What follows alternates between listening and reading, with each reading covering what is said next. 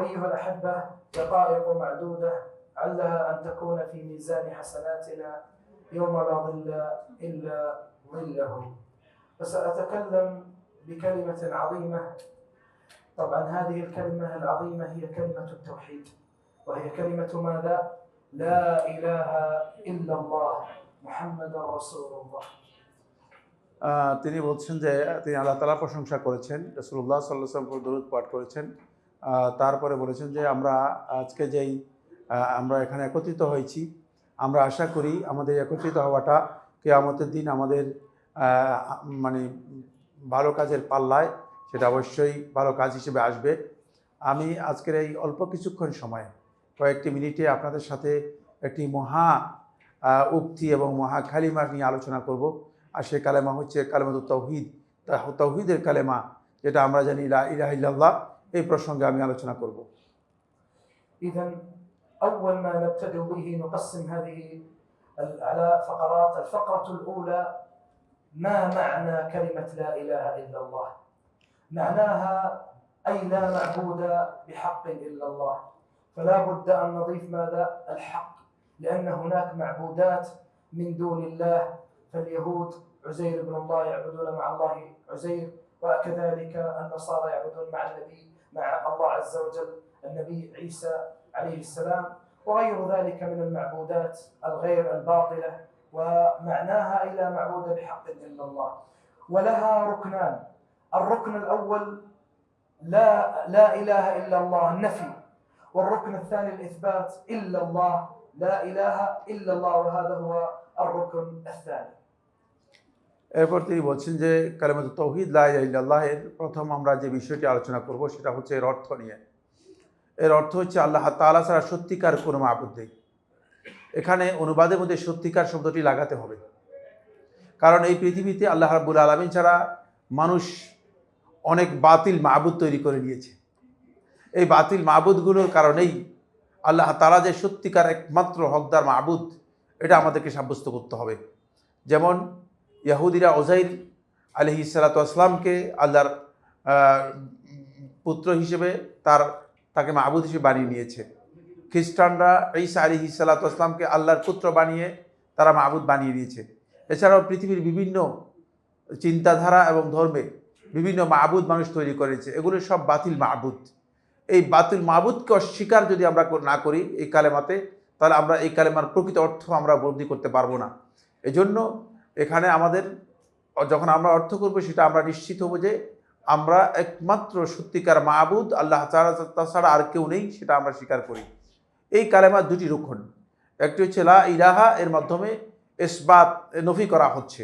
নফি হচ্ছে আমরা না করছি, সাব্যস্ত করছি না যে আল্লাহ তাআলা ছাড়া মূলত কোনো বাতিল মাবুদকে আমরা স্বীকার করি না। এটা হলো লা ইলাহা এর অর্থ। আর ইল্লাল্লাহ হচ্ছে আমরা এর মাধ্যমে ইসবাত করছি, সাব্যস্ত করছি। এটা হচ্ছে দ্বিতীয় রুকন, যে একমাত্র আল্লাহই হচ্ছেন মূলত ইবাদতের উপযুক্ত হকদার। এটা আমরা ইসবাত করছি, সাব্যস্ত করছি। وشروط لا إله إلا الله 7 جمعها حافظ الحكمي رحمه الله تعالى، العلامة حافظ الحكمي رحمه الله تعالى، في بيتين جليلين عظيمين. إذن البيت الأول قال: العلم واليقين والقبول والانقياد، فادر ما أقول، والصدق والإخلاص والمحبة، وفقك الله لما أحبه. قال في بداية البيت: العلم، هذا هو الشرط الأول، العلم المنافي للجهل. طيب إيش الدليل؟ الله عز وجل قال: فاعلم أنه لا إله إلا الله واستغفر لذنبك. وقد تقدم معنى لا إله إلا الله أي لا معبود بحق إلا الله. العلم واليقين المنافي للشك، اليقين المنافي للشك، وهذا هو الشرط الثاني. والدليل على ذلك جاء في الحديث أن النبي صلى الله عليه وسلم قال: من قال لا بشر من لقيت وراء هذا الحائط يشهد أن لا إله إلا الله وأن محمد رسول الله مستيقنا بها قلبه إلا دخل الجنة. إذن هذا هو الشرط الثاني. الشرط الثالث: العلم واليقين القبول المنافي للرد. والشرط الرابع: الانقياد المنافي للترك. ولهذا كان كفار قريش حينما استكبروا على هذه الكلمة قال الله عز وجل حكاية عنهم إنهم كانوا إذا قيل لهم لا إله إلا الله يستكبرون ويقولون أئنا لتاركو آلهتنا لشاعر مجنون. এরপর তিনি বলছেন যে আমরা এরপরে আলোচনা করব কালেমাত তৌহিদের যে শর্তগুলো রয়েছে সেই শর্তগুলো। কালেমাত তৌহিদের শর্ত হচ্ছে 7টি। হাফেজ হাকামি রাহিমাহুল্লাহ তাআলা তিনি তার কবিতার মধ্যে 2টি লাইনের মধ্যে এই শর্তগুলো একসাথ করে উল্লেখ করেছেন। প্রথম হচ্ছে আল ইলম। ইলম হচ্ছে এই কালেমার প্রকৃত জ্ঞান আমাদেরকে অর্জন করতে হবে। যদি এই কালেমার প্রকৃত জ্ঞান আমরা অর্জন না করি তাহলে আমরা এই কালেমা এর শুধু মুখিক ঘোষণা দিলেই যথেষ্ট হবে না, এটা শর্ত পূরণ করতে হবে। আর ইলমের জন্য দলিল হচ্ছে আল্লাহ তাআলার কথা ফাআলাম আন্নাহু লা ইলাহা ইল্লাল্লাহ ওয়াস্তাগফির লিযামবিক। আল্লাহ তাআলা কোরআনে কারীমে বলেছেন, ইরশাদ করেছেন যে ফাআলাম, আপনি জানুন, খেতাব করেছেন রাসূল সাল্লাল্লাহু আলাইহি ওয়াসাল্লামকে, সকলকে লক্ষ্য করে যে লা ইলাহা ইল্লাল্লাহ এর জ্ঞান আমাদের অর্জন করতে হবে এবং ওয়াস্তাগফির লিযামবিকা, আপনার যে সমস্ত বিচ্যুতি ত্রুটি বিচ্যুতি আছে সেগুলোর জন্য আল্লাহ তাআলার কাছে ক্ষমা চান। এরপরে যে দ্বিতীয় নম্বর যে রুকন সেটা হচ্ছে আল ইয়াকিন আল মুনাফি লিশ-শাক।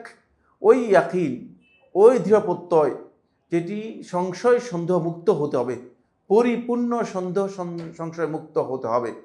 যদি কোনো কালেমার তাওহীদের ঘোষণা করেন কিন্তু অন্তরের মধ্যে সন্দেহ সংশয় রেখে দেন তাহলে তিনি সেই শর্ত পূরণ করেন নাই। এই জন্য ইয়াকিন হতে হবে আল ইয়াকিন আল মুনাফি লিশ-শাক, যে ইয়াকিনের মাধ্যমে সন্দেহ সংশয় আপনি মুক্ত হতে পেরেছেন।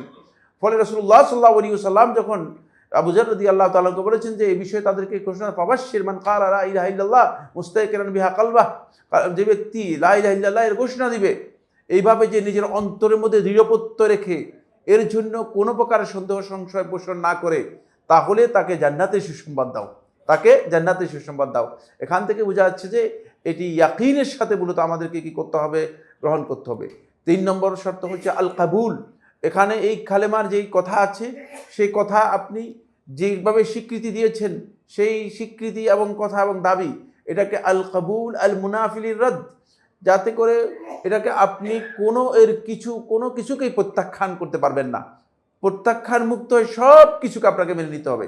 কিছু গ্রহণ করলেন, কিছু বর্জন করলেন, কিছু মানলেন, কিছু মানলেন না, এমনটি করতে পারবেন না। এরপরে 4 নম্বর হচ্ছে আল ইনকিয়াদ আল মুনাফিলের তার্ক। ইনকিয়াদ হচ্ছে আপনি সম্পূর্ণরূপে এটাকে গ্রহণ করবেন, বর্জন করবেন না, কোনো কিছু ছাড়বেন না। যা আপনাকে করতে বলা হয়েছে, যা আপনাকে নির্দেশ দেওয়া হয়েছে সেগুলো আপনি তো অবশ্যই পালন করবেন, যেগুলো আপনাকে নিষেধ করা হয়েছে সেগুলো আপনি অবশ্যই বর্জন করবেন। এটা হচ্ছে মূলত এই কালেমার 4 নম্বর শর্ত। إذن والشرط الخامس الصدق المنافي للكذب، والدليل على ذلك أن النبي صلى الله عليه وسلم من قال لا إله إلا الله صدقا من قلبه إلا حرم الله عليه النار. والصدق واليقين والقبول والانقياد والصدق والإخلاص والمحبة. الشرط الآخر وهو الشرط السادس الإخلاص المنافي للرياء، الإخلاص المنافي للشرك والرياء. ولهذا قال الله عز وجل وما أمروا إلا ليعبدوا الله مخلصين له الدين. وبين النبي صلى الله عليه وسلم معنى الرياء، قال هو أن يقوم الرجل ويزين صلاته لما يرى من نظر رجل، يعني يحسن صلاته رياء، وهذا أمر عظيم، فينبغي للمسلمين أن يتفطن إلى هذا الملحق. ثم الشرط السابع المحبة المنافية للبغض، يحب كلمة الله ويوالي في هذه الكلمة ويبغض من أبغضها، كما قال الله عز وجل والذين آمنوا أشد حبا لله. এরপরে বলেছেন যে 5 নম্বর যে শর্তটি সেটি হচ্ছে অবশ্যই as-sidq al-munafi lil-kadhib, আপনি এর প্রত্যেকটি কথাকেই সত্য হিসেবে গ্রহণ করতে হবে। কোনোভাবেই এর কিছু অংশকে আপনি মিথ্যা অথবা মনে করবেন না যে এটা মিথ্যা হতে পারে, এটা নাও হতে পারে। এজন্য সত্যবাদিতার সাথে আপনাকে এটাকে ঘোষণা করতে হবে। রাসূলুল্লাহ সাল্লাল্লাহু আলাইহি ওয়াসাল্লাম দলিল হচ্ছে রাসূলুল্লাহ সাল্লাল্লাহু আলাইহি হাদিস, রাসূলুল্লাহ বলেছেন যে মান ক্বালা লা ইলাহা ইল্লাল্লাহ সাদিকাম বিকলবিহি দাখালাল জান্নাহ, যে ব্যক্তি অন্তরের মধ্যে সত্যবাদিতার সাথে কালেমাতুত তাওহীদের এই ঘোষণা দিল আল্লাহ তাআলা ছাড়া সত্যিকার কোনো মাবুদ নেই, সে ব্যক্তি অবশ্যই জান্নাতে প্রবেশ করবে। কোন কোন রাওয়াতের মধ্যে ইল্লা হারামাল্লাহু আলাইহিন নার, আল্লাহ তাআলা তার উপর জাহান্নামকে হারাম করে দিবেন। সুতরাং এটা সত্যবাদিতা, আপনাকে অবশ্যই এই কালেমার প্রত্যেকটি কথা, প্রত্যেকটি ঘোষণাকে আপনাকে সত্য সত্য হিসেবে মেনে নিতে হবে। কোনোভাবেই এটা অন্তরের মধ্যে মিথ্যা অথবা মনে মনে মিথ্যা এর ধারণা করার কোনো সুযোগ নেই, তাহলে আপনি ইমানদারি হতে পারবেন না। এরপরে যে পয়েন্টটি সেটা হলো আল ইখলাস। ইখলাস হচ্ছে আল মুনাফিল শিরক ওয়ার রিয়া, শিরক এবং রিয়া মুক্ত হয়ে একমাত্র আল্লাহর সন্তুষ্টির জন্য আপনার এই ঘোষণা হতে হবে, আপনার এই কালেমার কাজ মানে শর্ত পূরণ করতে হবে। আপনি আল্লাহর সন্তুষ্টির জন্য বলেছেন, দুনিয়ার কোনো স্বার্থের জন্য নয়, লোকদেরকে দেখানোর জন্য নয়, অথবা শিরকের জন্য নয়। রিয়া এর ব্যাপারে রাসূলুল্লাহ সাল্লাল্লাহু আলাইহি ওয়াসাল্লাম হাদিসের মধ্যে বলেছেন, রিয়া হচ্ছে এমন যে একজন ব্যক্তি সালাত আদায় করবে, সে তার সালাতকে একটু সৌন্দর্যমণ্ডিত করবে, রুকু সিজদা একটু বড় বড় করবে, যাতে মানুষ দেখে যে এই লোকটা ভালো মুসল্লি। যদি এমনটা হয় থাকে তাহলে এটা হচ্ছে রিয়া, আর এই রিয়া এটা হচ্ছে এক প্রকারের শিরক। সুতরাং এই শিরক মুক্ত হয়ে তারপরে এই কালেমা আপনাকে ঘোষণা দিতে হবে। এরপরে সপ্তম হচ্ছে আল মাহাব্বাহ আল মুনাফি আলিল বগদ, সকল প্রকার ঘৃণা অন্তরের মধ্যে দূর করে একমাত্র এই কালেমার প্রতি আপনার পরিপূর্ণ ভালোবাসা থাকতে হবে। ইমানদার ব্যক্তিদের যদি এই কালেমার প্রতি পরিপূর্ণ ভালোবাসা না থাকে, তাহলে ইমানদার ব্যক্তি এই কালেমার যে দাবি আছে, শর্ত আছে, সেই শর্ত সে পূরণ করেনি।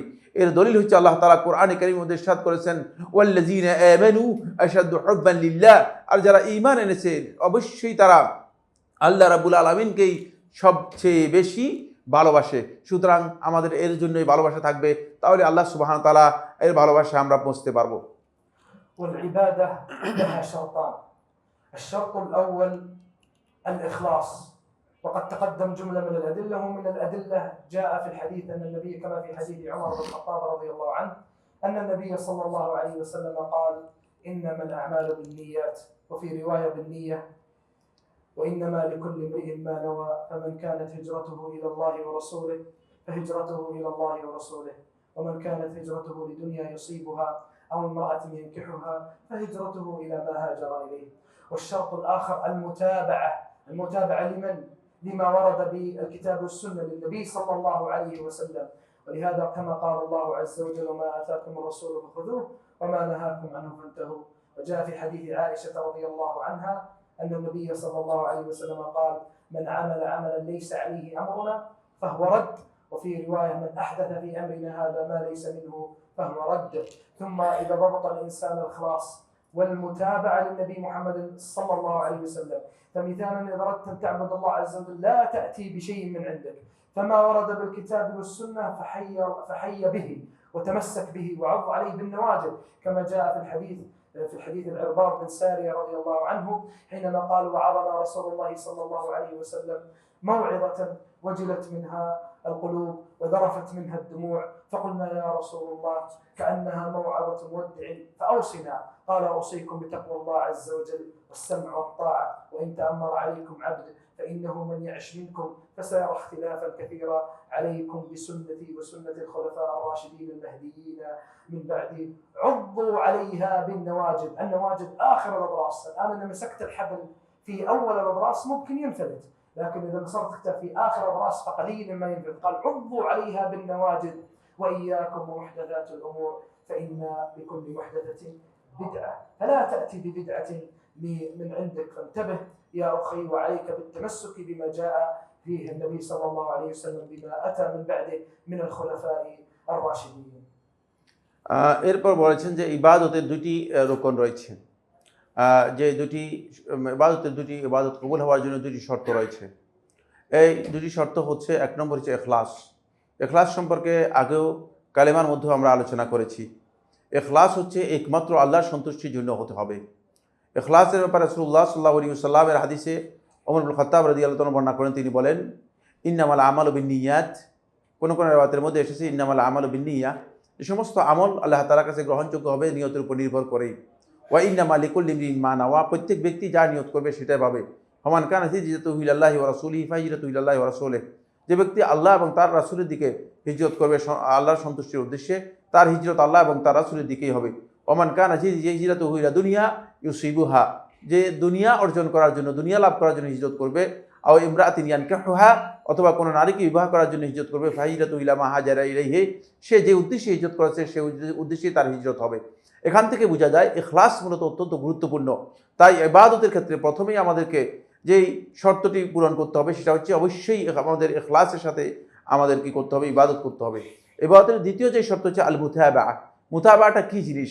মুতাবাতুল লিমা ওয়ারাদাল কিতাব ওয়াস সুন্নাহ, কিতাব এবং সুন্নাহর মধ্যে যা এসেছে। মুতাবা আলী নবী সাল্লাল্লাহু আলাইহি ওয়াসাল্লাম, নবী সাল্লাল্লাহু আলাইহি ওয়াসাল্লামকে সরাসরি অনুসরণের যে বিষয়টি আছে, নবী সাল্লাল্লাহু আলাইহি ওয়াসাল্লামকে যদি আমরা অনুসরণ করতে না পারি তাহলে আমরা সত্যিকার মুতাবা করতে পারবো না। এই জন্য ইবাদতের আমাদেরকে প্রত্যেকটা জায়গায় নবী সাল্লাল্লাহু আলাইহি ওয়াসাল্লামকে পরিপূর্ণরূপে অনুসরণ করতে হবে। আল্লাহ সুবহানাহু ওয়া তাআলার দলিল হচ্ছে আল্লাহ তাআলা কোরআনে কারীমের মধ্যে ইরশাদ করেছেন, ওয়া আতাকুমুর রাসূলু ফাখুযুহু ওয়া মা নাহাকুম আনহু ফান্তাহু। রাসূল যা কিছু তোমাদেরকে দিয়েছে তোমরা সেগুলোকে আঁকড়ে ধরো, আর রাসূল যেগুলো থেকে তোমাদেরকে নিষেধ করেছে সেগুলো থেকে তোমরা বিরত থাকো। ফলে রাসূল সাল্লাল্লাহু আলাইহি ওয়াসাল্লামকে অনুসরণ করতে হবে।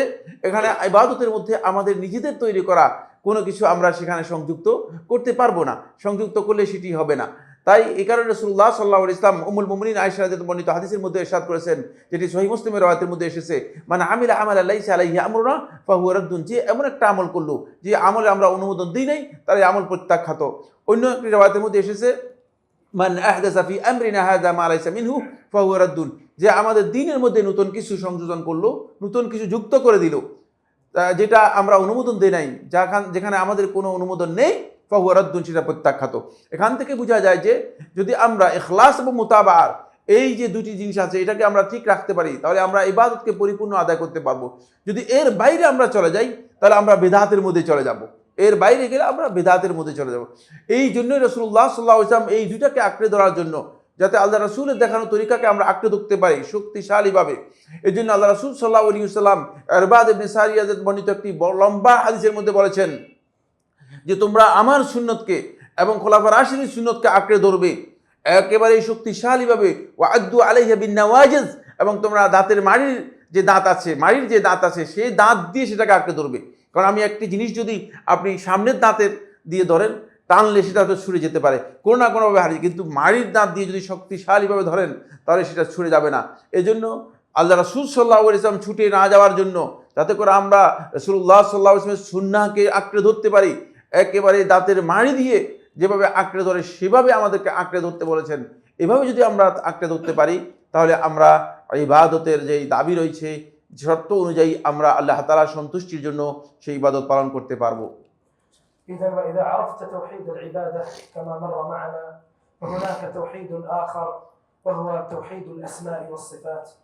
ولهذا منهج أهل السنة والجماعة في الأسماء والصفات نثبته ما أثبت الله عز وجل لنفسه، أو أثبت نبيه محمد صلى الله عليه وسلم، أو نفاه الله عز وجل عن نفسه، أو نفاه نبيه محمد صلى الله عليه وسلم، من غير تكييف ولا تعطيل، من غير تمثيل ولا تشبيه. ونعلم بأن الله عز وجل ليس كمثله شيء وهو السميع البصير، وهذه قاعدة عند أهل السنة والجماعة. فإذا ضبطت التوحيد ثم ضبطت الضاد وهو الشرك، عرفت الأمور التي توقعك في الشرك، ما تدخل فيها وما يخرج منها. ولعل الشيخ فضيلة الشيخ الدكتور محمد سيف الإسلام لم يقصر معكم في بيان العقيدة السلفية. ثم إذا عرفت بهذا الأمر فينبغي علينا أن نتحلى بالأخلاق الإسلامية الرفيعة. ولهذا كانت عند العرب في عهد النبي صلى الله عليه وسلم يحبون مكارم الأخلاق كالشجاعة والضيافة والكرم والصدق وعدم الكذب وعدم الغيبة ونحو من هذا القبيل. ثم جاء الإسلام ليتمم مكارم الأخلاق. ولهذا جاء في الحديث أن النبي صلى الله عليه وسلم قال: إنما بعثت لأتمم مكارم الأخلاق، وفي رواية: إنما بعثت لأتمم صالح الأخلاق. এরপর তিনি বলছেন যে আমরা যেহেতু এই বক্তব্যের মাধ্যমে আমরা তৌহিদুল ইবাদতের তৌহিদের বিষয়টি আমরা জানতে পেরেছি, ইবাদতের ক্ষেত্রে কীভাবে আমাদের তৌহিদ পালন করব। আহলুস সুন্নাত ওয়াল জামাতের আরেকটি বিষয় হচ্ছে তৌহিদুল আসমা ও সিফাত, আল্লাহ তাআলার নাম ও গুণাবলীর ক্ষেত্রে আল্লাহ তাআলা তৌহিদ সাব্যস্ত করা। এই তৌহিদটি অত্যন্ত গুরুত্বপূর্ণ। এই তৌহিদের মূল কথা হচ্ছে সেটা হলো এই যে আল্লাহ রাব্বুল আলামিন তার জন্য যা সাব্যস্ত করেছেন, রাসূলুল্লাহ সাল্লাল্লাহু আলাইহি ওয়াসাল্লাম তার জন্য যেটা সাব্যস্ত করেছেন, অবশ্যই আমরা সেটা সাব্যস্ত করব। আল্লাহ রাব্বুল আলামিন যেটা সাব্যস্ত করেন নাই, রাসূলুল্লাহ সাল্লাল্লাহু আলাইহি ওয়াসাল্লাম যেটা তার জন্য সাব্যস্ত করেন নাই, অবশ্যই আমরা সেটা সাব্যস্ত করব না। আর এই ক্ষেত্রে আমাদের খেয়াল রাখতে হবে যে কোনো ধরনের পরিবর্তন করা যাবে না, কোনো কিছুকে অকার্যকর করা যাবে না, কোনো ধরনের উদাহরণ দেয়া যাবে না, কোনো ধরনের তুলনা দেয়া যাবে না, এর কোনো ধরন বা প্রকৃতি বর্ণনা করা যাবে না। যদি সেভাবে না হয়ে থাকে তাহলেই আমরা আল্লাহ তাআলার নাম এবং গুণাবলীর ক্ষেত্রে প্রকৃত তাওহীদটাকে আমরা বাস্তবায়ন করতে পারবো। আর এই জন্যই আহলুস সুন্নাত ওয়াল জামাতের কাছে একটি মূলনীতি হয়ে গেছে কোরআনে কারীমের সূরা শুরার এই আয়াতটি, যেটি আল্লাহ সুবহানাহু ওয়া তাআলা ইরশাদ করেছেন, লাইসা কামিসলিহি শাই ওয়া হুয়াস সামিউল বাসীর, যে কোনো কিছুই আল্লাহ রাব্বুল আলামিনের সাদৃশ্য নয়, মিসল নয়, অনুরূপ নয়। আল্লাহ তাআলার সাথে কোনো কিছুর তুলনা হয় নাই। ওয়া হুয়াস সামিউল বাসীর, তিনি সর্বশ্রোতা এবং সর্বদ্রষ্টা, সব কিছু দেখেন এবং সব কিছু শুনেন। এটা হচ্ছে মূলত তাওহীদুল আসমা ওয়া সিফাতের মধ্যে মূলনীতি। আমরা সাব্যস্ত করব, কিন্তু অন্য কোনো কিছুর সাথে, মাখলুকাতের কোনো কিছুর সাথে এটাকে কোনোভাবেই আমরা কি করব না, কোনো তুলনা দিব না। তাওহীদুল আসমা এবং সিফাতের এই বিষয়টি আলোচনা করার পরে আমরা যাব যে যদি ইবাদতের এই মূলনীতিগুলো আমরা পালন করি তাহলে আমাদের মধ্যে আসবে আখলাকের বিষয়টি, চরিত্রের বিষয়টি। ইসলাম একটি সুউচ্চ চরিত্রের বিষয়টি দিয়েছেন এবং সেই চরিত্রটি মানুষ যাতে এই চরিত্র অর্জন করতে পারে, সেই উত্তম ব্যবহার এবং উত্তম চরিত্র ধারণ করতে পারে, এই জন্য মানুষকে উৎসাহিত করেছেন। ফলে জাহিরি যুগে আরবদের কাছে কিছু বিষয় সুপরিচিত চরিত্র হিসেবে ছিল। তারা মানুষদেরকে সম্মান করত, দান করত, মানুষদেরকে আতিথ্যতা করত, মানুষদের মিথ্যা বলতো না, কারো কারো প্রতি জুলুম অন্যায় এগুলো করতো না। মানে তাদের তারা ইনসাফ করার জন্য চেষ্টা করত, তাদের এই বিষয়গুলো তাদের মধ্যে পরিচিত ছিল, এই চারিত্রিক বৈশিষ্ট্যগুলো পরিচিত ছিল। এরই মাঝে রাসূলুল্লাহ সাল্লাল্লাহু আলাইহি ওয়াসাল্লাম যখন জমিনে আসলেন তখন রাসূলুল্লাহ সাল্লাল্লাহু আলাইহি ওয়াসাল্লাম বললেন যে আমাকে ইন্নামা বুইসতু লিউতাম্মিমা মাকারিমাল আখলাক, চরিত্রের উত্তম যে দিকগুলো আছে সেগুলোকে পরিপূর্ণতা দান করার জন্য আমাকে প্রেরণ করা হয়েছে। তাহলে বোঝা গেল যে চরিত্রগুলো তাদের কাছে পরিচিত ছিল, তারা ওই জাহিলি যুগের মানুষ মিথ্যা বলতো না। এখন আমরা এই যুগের লোকেরা, ডিজিটাল যুগের লোকেরা মিথ্যা বলতে কি ডিজিটাল মিথ্যা বলা শুরু করেছে। তো ফলে এই জাহিরি যুগের ওই চারিত্রিক দিকগুলোকে পরিপূর্ণতা দান করার জন্য আল্লাহ রাসূল সাল্লাল্লাহু আলাইহি ওয়াসাল্লামকে প্রেরণ করা হয়েছে। তার প্রেরণ করার উদ্দেশ্য হিসেবে তিনি সেটা উল্লেখ করেছেন। অন্য রাওয়ায়াতের মধ্যে এসেছে, তিনি বলেছেন যে ইন্নামা বুইসতু লিউতাম্মিমা সালিহাল আখলাক, আমাকে প্রেরণ করা হয়েছে ভালো যেই আখলাকের গুণগুলো আছে সেগুলো যেন তোমাদের কাছে স্টাবলিশ করে যেতে পারি, সেগুলো তোমাদেরকে জানিয়ে যেতে পারি। إذا وإذا عرفت هذا الحديث فلعلنا نذكر جملة مما حث الكتاب على الأخلاق الإسلامية الرفيعة. ومن أعظم الصور في هذا المعنى سورة الحجرات، فاقرؤوها وتأملوها مرة بعد مرة بما فيها من التربية العظيمة للمسلم في هذه الأخلاق العظيمة. ولهذا قال الله عز وجل في سورة الحجرات: يا أيها الذين آمنوا لا يسخر قوم من قوم عسى أن يكونوا خيرا منهم ولا نساء من نساء عسى أن يكن خيرا منهن ولا تلمزوا أنفسكم ولا تنابزوا بالألقاب بئس الاسم الفسوق بعد الإيمان ومن لم يتب، يعني من الأمور التي مرت معنا، فأولئك هم الظالمون.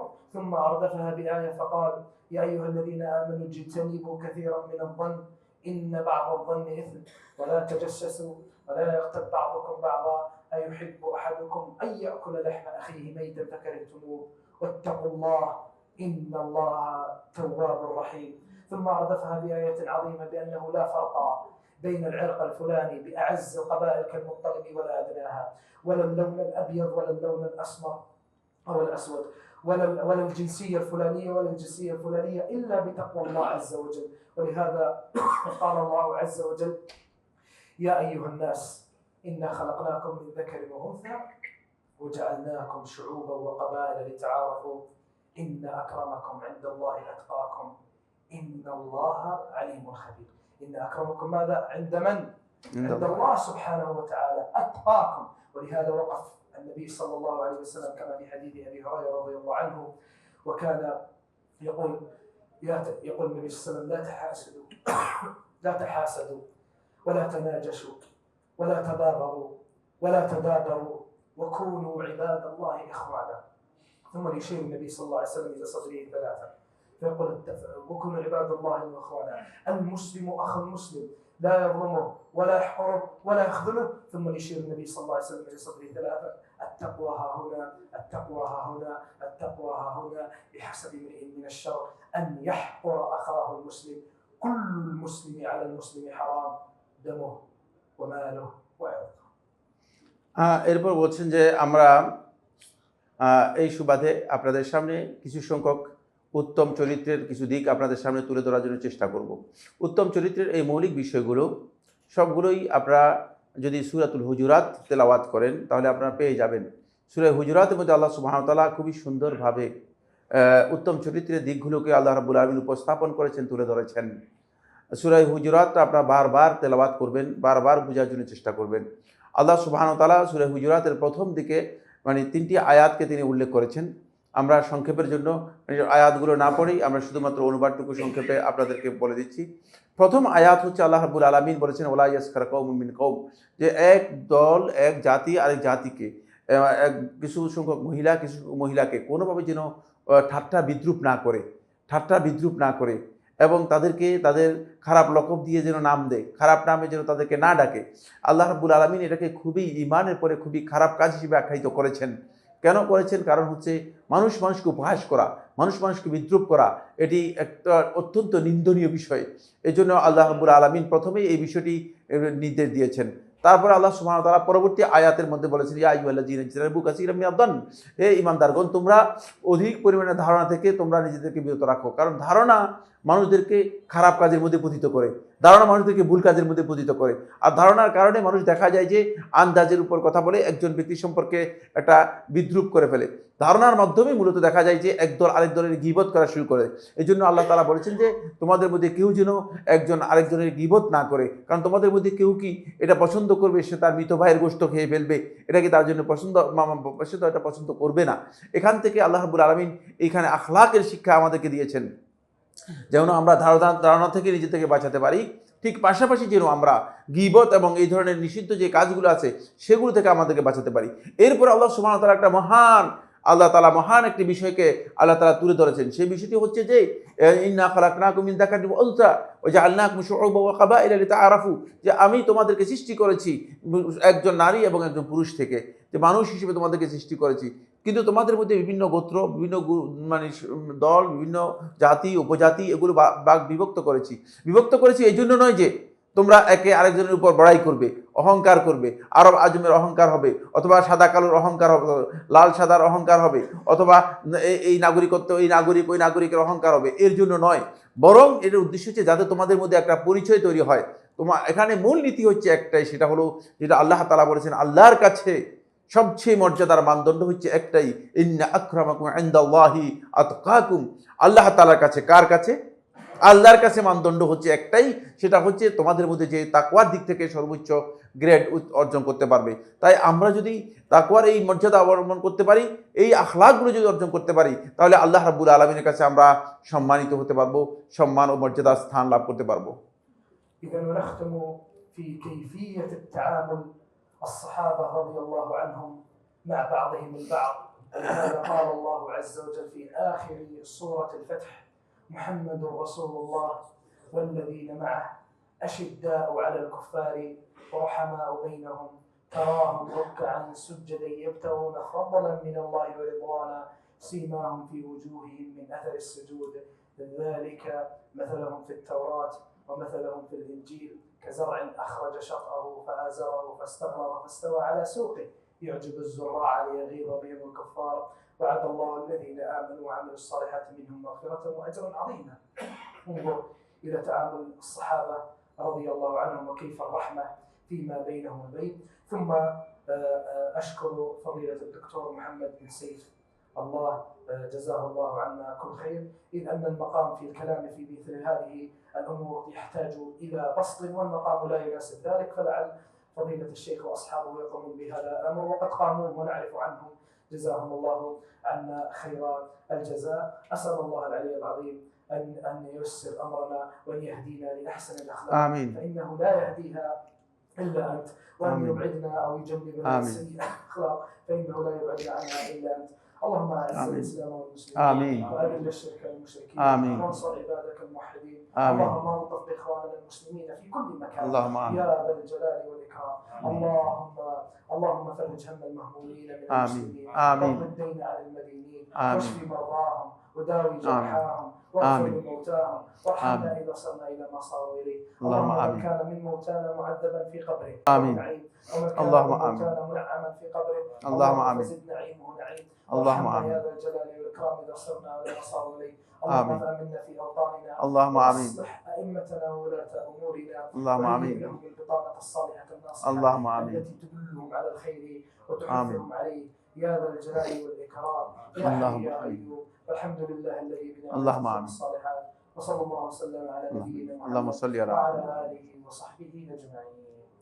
এরপরে সম্মানিত শেখ বলছেন, আমি একটি উদাহরণ দিয়ে সাহাবায়ে কেরামরা পরস্পরে কিভাবে এই চরিত্রের বিষয়গুলোকে প্র্যাকটিস করতেন, কিভাবে সাহাবায়ে কেরাম সেগুলোকে নিজেদের জীবনে বাস্তবায়ন করেছেন। একটা উদাহরণ, একটি আয়াত তেলাওয়াত করেছেন, সেই আয়াতের মাধ্যমেই শেষ করেছেন। সাহাবায়ে কেরামদের এই আয়াতটি আল্লাহ তাআলা কোরআনে কারীমের মধ্যে মুহাম্মদুর রাসূলুল্লাহ ওয়াল্লাযীনা মাআহু আশিদ্দাউ আলাল কুফারি রুহামাউ বাইনাহুম, তারা কাফেরদের ব্যাপারে কঠোর ছিলেন কিন্তু পরস্পরের প্রতি তারা সদয় ছিলেন। তাদেরকে আপনি দেখতেন যে তাদের চেহারার মধ্যে চিহ্ন দেখা যেত, সিজদার চিহ্ন দেখা যেত। তারা পরস্পরকে সহযোগিতা করতেন এবং একজন আরেকজনের প্রতি খারাপ ব্যবহার করতেন না। তাদের উদাহরণ হচ্ছে এমন যে আল্লাহ সুবহানাহু ওয়া তাআলা কোরআনে কারীমের মধ্যে উদাহরণ দিয়েছেন যে ওই ব্যক্তির উদাহরণ যে একটা জমিনের মধ্যে ফসল করেছে, সেটা সুন্দরভাবে হয়েছে। এরপরে কৃষক যিনি ফসল করেছেন তিনি দেখে অভিভূত হয়েছেন। সুতরাং যারা সাহাবায়ে কেরামদের এই পথকে অনুসরণ করবে তারা নিজেদের জীবনকে সত্যিকারভাবে আখলাকের মাধ্যমে এইভাবে সমৃদ্ধ করতে পারবে, যেটা দেখে ইউজিবুজুররা, যেখান থেকে মানে কৃষকরা যেভাবে আনন্দিত হয় ফসল তখন দেখে, সেই ব্যক্তি নিজের আখলাক দেখে, নিজের আমল দেখে সেই ব্যক্তি নিজেকেও আনন্দিত মনে করতে পারবে এবং সেই আনন্দ সে উপলব্ধি করতে পারবে। আমরা যেন আমাদের জীবনে এই আখলাকগুলোকে প্র্যাকটিস করতে পারি, সেগুলোকে বাস্তবায়ন করতে পারি। আর এই বিষয়গুলো আসলে অনেক বিস্তারিত আলোচনার দাবি রাখে। তিনি বলেছেন যে আলহামদুলিল্লাহ, আমি মনে করে থাকি যে আপনাদের এখানে এই যে শেখরা আছেন তারা এগুলো আলোচনা করেন, আমি তাদেরকে চিনি।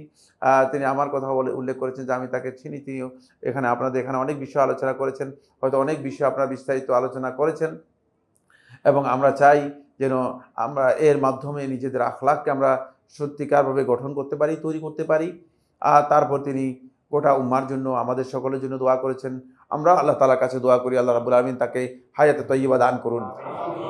আল্লাহ রাব্বুল আলামিন তিনি রমাদান মাসে সেই মদিনা থেকে বাংলাদেশে কষ্ট করে এসেছেন, তাহাম্মাল মাশাক মানে আসফর, এই সফরে যে কষ্ট রয়েছে এই কষ্ট তিনি কী করেছেন, এখানে বরদাস্ত করে হজম করে এখানে আসছেন।